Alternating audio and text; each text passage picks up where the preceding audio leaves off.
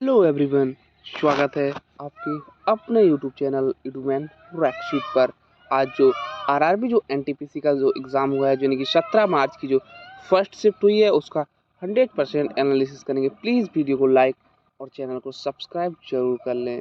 आपका क्वेश्चन पूछा गया था कि हाल ही में किस टाइगर रिजर्व में एक सींग वाले गैंडों की संख्या 50 हो गई है। यह क्वेश्चन आपका पूछा गया था। आपके 4 ऑप्शंस दिए गए थे। A Ranthambore tiger reserve, B option था Kaziranga tiger reserve, C option था दुधवा टाइगर रिजर्व और डी ऑप्शन था पेंच टाइगर रिजर्व, जिसमें आपका करेक्ट आंसर था option number C, Dudhwa tiger reserve. इसका एकदम करेक्ट आंसर था। ऑप्शन नंबर सी इसका एकदम करेक्ट ऑप्शन था।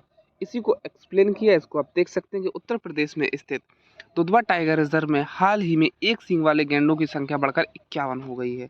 यह संख्या 2023 में लगभग 46 थी। यह बढ़ोतरी संरक्षण प्रयासों और घास के मैदानों में सुधार के कारण संभव हुई है। अगला आपका क्वेश्चन पूछा गया था कि अंग्रेजों ने भारत में शिक्षा को क्यों बढ़ावा दिया था। 4 ऑप्शंस थे। ए अपने प्रशासन के लिए, प्रशिक्षित नौकर तैयार करने के लिए, बी ऑप्शन था धार्मिक उद्देश्यों के लिए, सी ऑप्शन था स्वतंत्रता संग्राम को रोकने के लिए और डी ऑप्शन था केवल विज्ञान और तकनीक फैलाने के लिए, जिसमें आपका करेक्ट आंसर था ऑप्शन नंबर ए, अपने प्रशासन के लिए, प्रशिक्षित नौकर तैयार करने के लिए। आपका एकदम करेक्ट ऑप्शन था। इसी को एक्सप्लेन किया, इसको आप देख सकते हैं कि अंग्रेजों का मुख्य उद्देश्य भारत में एक ऐसे शासकीय तंत्र का निर्माण करना था जो उनके शासन को सुचारू रूप से चलाए। इसके लिए उन्होंने अंग्रेजी शिक्षा प्रणाली शुरू की ताकि अंग्रेजी भाषा में कुशल कर्मचारी और अधिकारी की तैयारी हो सके। अगला आपका क्वेश्चन पूछा गया था कि देश के 100 से 200 सेंटीमीटर औसत वार्षिक वर्षा वाले क्षेत्रों में किस प्रकार की वनस्पति पाई जाती है। यह क्वेश्चन आपका पूछा गया था। 4 ऑप्शन थे। ए उष्णकटिबंधीय शुष्क और आर्द्र पर्णपाती वन, बी ऑप्शन था सघन वर्षा वन, सी ऑप्शन था शंकु वन और डी ऑप्शन था मरुस्थलीय वन, जिसमें आपका करेक्ट आंसर था ऑप्शन नंबर ए, उष्णकटिबंधीय शुष्क और आर्द्र पर्णपाती वन। आपका एकदम करेक्ट ऑप्शन था। इसी को एक्सप्लेन किया, इसको आप देख सकते हैं कि भारत में वार्षिक वर्षा 100 से 200 सेंटीमीटर वाले मुख्यतः उष्णकटिबंधीय और उपकोष उष्णकटिबंधीय जलवायु वाले हिस्सा है। इस वर्षा में पाई जाने वाली प्रमुख वनस्पति आंशिक रूप से पत्तियां झड़ने वाले पेड़ होते हैं। प्रमुख उदाहरण साल, सागवान, बांस, हरे। ये वन मौसमी वर्षा पर निर्भर करती हैं और बारिश के मौसम में हरे भरे होते हैं, जबकि शुष्क मौसम में पत्तियां गिर जाती हैं। अगला आपका क्वेश्चन पूछा गया था। इससे पहले प्लीज वीडियो को लाइक और चैनल को सब्सक्राइब जरूर कर लें। क्वेश्चन था एमएस पावर पॉइंट में नई स्लाइड को इंसर्ट करने के लिए कौन सा शॉर्टकट कुंजी उपयोग किया जाता है। 4 ऑप्शन थे। A control M, B option था कंट्रोल एन, सी ऑप्शन था कंट्रोल एस और डी ऑप्शन था control plus shift plus N, जिसमें आपका करेक्ट आंसर था ऑप्शन नंबर ए, यानी कि कंट्रोल प्लस एम आपका एकदम करेक्ट आंसर था।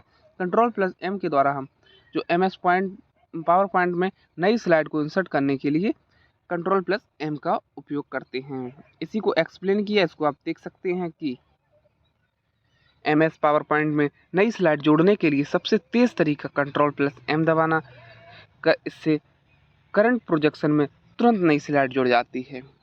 अन्य विकल्प थे जो कंट्रोल प्लस एन नई प्रोजेक्शन खोलने के लिए, कंट्रोल प्लस एस प्रोजेक्शन को सेव करने के लिए और control plus shift plus N विशेष टेम्पलेट या फोल्डर के लिए यूज़ करते हैं। ये आपके आगे आने वाले शिफ्टों के लिए इंपॉर्टेंट हो सकते हैं। अगला क्वेश्चन आपका था 2025 में भारत में कितनी ग्राम पंचायतें हैं।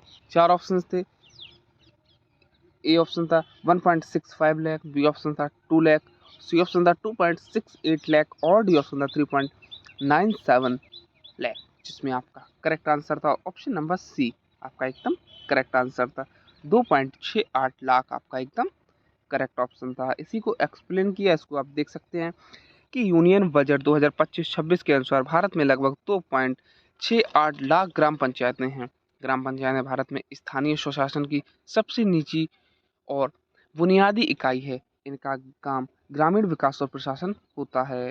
अगला आपका क्वेश्चन पूछा गया था। इससे पहले प्लीज वीडियो को लाइक और चैनल को सब्सक्राइब जरूर कर लें। क्वेश्चन था सक्रिय यानी कि एक्टिव विंडो को बंद करने के लिए कौन सी कुंजी का उपयोग किया जाता है। 4 ऑप्शन थे। A control plus W, B option था alt plus F4, C option था कंट्रोल प्लस F4 और डी ऑप्शन था कंट्रोल प्लस Q, जिसमें आपका करेक्ट आंसर था ऑप्शन नंबर बी आपका एकदम करेक्ट था, यानी कि अल्ट प्लस F4 इसका एकदम करेक्ट आंसर था, जो विंडो को बंद करने के लिए प्रयोग किया जाता है। इसी को एक्सप्लेन किया, इसको आप देख सकते हैं कि अल्ट प्लस F4 दबाने पर वर्तमान में सक्रिय विंडो या प्रोग्राम तुरंत बंद हो जाता है। यह विंडो में सबसे तेज तरीका किसी एप्लीकेशन को बंद करने का। जो कंट्रोल प्लस W है वह केवल वर्तमान टैब या दस्तावेज बंद करता है, पूरे प्रोग्राम को नहीं। कंट्रोल प्लस F4 किसी एप्लीकेशन के भीतर खुली डॉक्यूमेंट विंडो को बंद करता है, और कंट्रोल प्लस Q कुछ ऐप्स में क्विट करने के लिए इस्तेमाल किया जाता है। ये आपके आगे आने वाली शिफ्टों के लिए इंपॉर्टेंट हो सकती हैं शॉर्टकट की। अगला आपका क्वेश्चन पूछा गया था, इससे पहले प्लीज़ वीडियो को लाइक और चैनल को सब्सक्राइब जरूर करें। क्वेश्चन था MS स्वामीनाथन पुरस्कार 2024 में से किसे सम्मानित किया गया। चार ऑप्शंस थे, A doctor Surendra M Sehgal, B option था professor VR Kamboj, C option था डॉक्टर VM प्रसन्ना और डी ऑप्शन था डॉक्टर सुनीता नारायणन, जिसमें आपका करेक्ट आंसर था option number C doctor VM Prasanna आपका एकदम करेक्ट आंसर था। इसी को एक्सप्लेन किया, इसको आप देख सकते हैं कि डॉक्टर VN प्रसन्ना को doctor MS Swaminathan award for leadership in agriculture 2024 से सम्मानित किया गया। यह पुरस्कार कृषि विज्ञान के में नेतृत्व और योगदान के लिए दिया जाता है। वे विश्व स्तर पर कृषि अनुसंधान और खाद्य सुरक्षा के क्षेत्र में उत्कृष्ट योगदान के लिए पहचाने जाते हैं। अगला क्वेश्चन था आपका, खेड़ा सत्याग्रह में महात्मा गांधी जी का साथ किसने दिया था। यह क्वेश्चन आपका पूछा गया था। चार ऑप्शंस दिए गए थे, ए सरदार वल्लभ भाई पटेल, बी ऑप्शन था बाल गंगाधर तिलक, सी ऑप्शन था लाला लाजपत राय और डी ऑप्शन था बिपिन चंद्र पाल, जिसमें आपका करेक्ट आंसर था ऑप्शन नंबर ए सरदार वल्लभ भाई पटेल आपका एकदम करेक्ट आंसर था, जिन्होंने खेड़ा सत्याग्रह में महात्मा गांधी जी का साथ दिया था। सरदार पटेल आपका एकदम करेक्ट ऑप्शन था। इसी को एक्सप्लेन किया है कि खेड़ा सत्याग्रह 1918 गुजरात के खेड़ा में जिले में किसानों के अधिकारों के लिए हुआ था। महात्मा गांधी जी ने यहाँ किसानों के लिए अहिंसात्मक संघर्ष का नेतृत्व किया। इस सत्याग्रह में सरदार वल्लभ भाई पटेल ने महात्मा गांधी का सक्रिय समर्थन किया और किसानों को संगठित किया। यह सत्याग्रह भारत के स्वतंत्रता आंदोलन में अहिंसा और सहयोग की नींव डालने का पहला आंदोलन माना जाता है। अगला क्वेश्चन आपका पूछा गया था, पश्चिमी प्रदेश यानी कि उत्तर पश्चिमी भारत में वर्षा मुख्य रूप से किस कारण होती है। चार ऑप्शंस थे, ए दक्षिण पश्चिम मानसून, बी ऑप्शन था उत्तर पूर्व मानसून, सी ऑप्शन था पश्चिमी विक्षोभ और डी ऑप्शन था ओलावृष्टि, जिसमें करेक्ट आंसर था ऑप्शन नंबर सी पश्चिमी विक्षोभ आपका एकदम करेक्ट ऑप्शन था। ये आपका एकदम करेक्ट ऑप्शन था। इसी को एक्सप्लेन किया, इसको आप देख सकते हैं कि भारत के उत्तर पश्चिमी राज्यों जैसे पंजाब, हरियाणा, राजस्थान, उत्तर प्रदेश में सर्दियों के मौसम में वर्षा मुख्य रूप से पश्चिमी विक्षोभ के कारण होती है। पश्चिमी विक्षोभ एशिया के पश्चिमी भागों, मध्य एशिया और अरब सागर की ओर से आने वाली पश्चिमी हवाओं के साथ स्नो और वर्षा लाते हैं। यह वर्षा फसल विशेषकर गेहूं की कटाई के लिए बहुत महत्वपूर्ण है। मानसून दक्षिण पश्चिम यहाँ मुख्य रूप से गर्मी में वर्षा लाता है, लेकिन सर्दियों में मुख्य वर्षा पश्चिमी विक्षोभ से होती है। अगला आपका क्वेश्चन पूछा गया था कि इससे पहले प्लीज वीडियो को लाइक और चैनल को सब्सक्राइब जरूर कर लें। आपका क्वेश्चन पूछा गया था कि मौर्य वंश के में अशोक का उत्तराधिकारी कौन बना। चार ऑप्शंस थे, ए सम्राट बिंदुसार, बी ऑप्शन था सम्राट चंद्रगुप्त, सी ऑप्शन था दशरथ और डी ऑप्शन था सम्राट समुद्रगुप्त, जिसमें आपका करेक्ट आंसर था ऑप्शन नंबर सी यानी कि दशरथ आपका एकदम करेक्ट आंसर था। दशरथ मौर्य इसका एकदम करेक्ट ऑप्शन था, जो अशोक का उत्तराधिकारी बना था।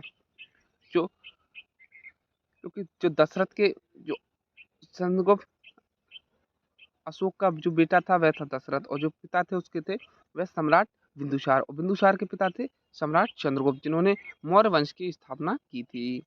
अगला आपका कुछ इसी को एक्सप्लेन किया हमने कि अशोक मौर्य साम्राज्य के प्रसिद्ध सम्राट थे, जिन्होंने बौद्ध धर्म को बढ़ावा दिया। अशोक के निधन के बाद उनका पुत्र दशरथ मौर्य सिंहासन का उत्तराधिकारी बना। दशरथ ने अशोक के शासन और प्रशासनिक ढांचे को बनाए रखा। कुछ स्रोतों में उनके शासन का वितरण बहुत छोटा है, इसलिए उनके नाम और काल पर थोड़ा सीमित जानकारी उपलब्ध है।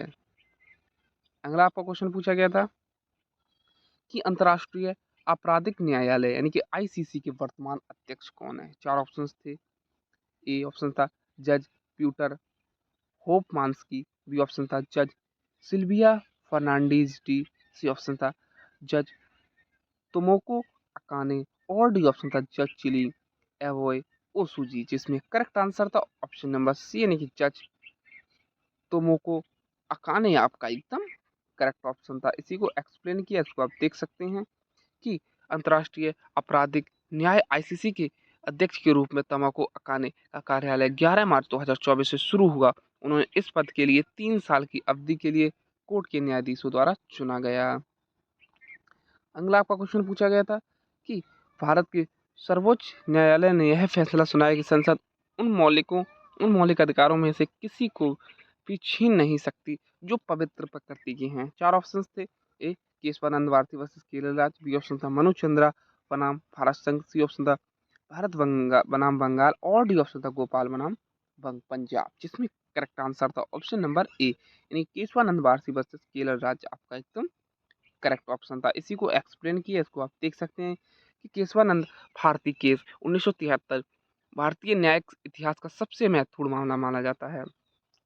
यह यह फैसले में सुप्रीम कोर्ट ने संविधान के मूल ढांचे जो बेसिक स्ट्रक्चर सिद्धांत स्थापित किया। न्यायालय ने कहा कि संसद किसी भी मौलिक अधिकार या संविधान के मूल ढांचे को नहीं बदल सकती, चाहे वह संसदीय बहुमत के पास साथ ही क्यों ना हो किया जाए। इस फैसले ने मौलिक अधिकारों की रक्षा और संविधान की अखंडता को सुनिश्चित किया।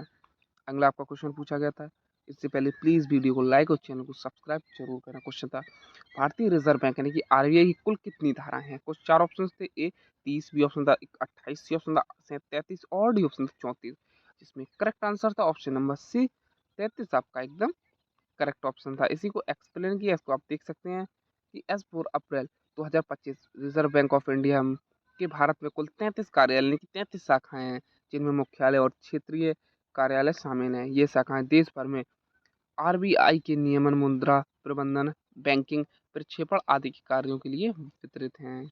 अगला आपका क्वेश्चन पूछा गया था कि पर्याप्तता तरलता अनुपात किससे संबंधित है। 4 ऑप्शन थे। ए बैंकों की नकदी और तरलता स्थिति, बी ऑप्शन था शेयर बाजार, सी ऑप्शन था विदेशी निवेश और डी ऑप्शन था सरकारी ऋण, जिसमें करेक्ट आंसर था आपका ऑप्शन नंबर ए बैंकों की नकदी और तरलता स्थिति आपका एकदम करेक्ट ऑप्शन था। इसी को एक्सप्लेन किया, देख सकते हैं ये पर्याप्तता तरलता अनुपात यानी कि लिक्विडिटी रेशियोज यानी कि cash reserve and statutory liquid states का उद्देश्य बैंकों में पर्याप्त नकदी और तरल संपत्ति सुनिश्चित करना है।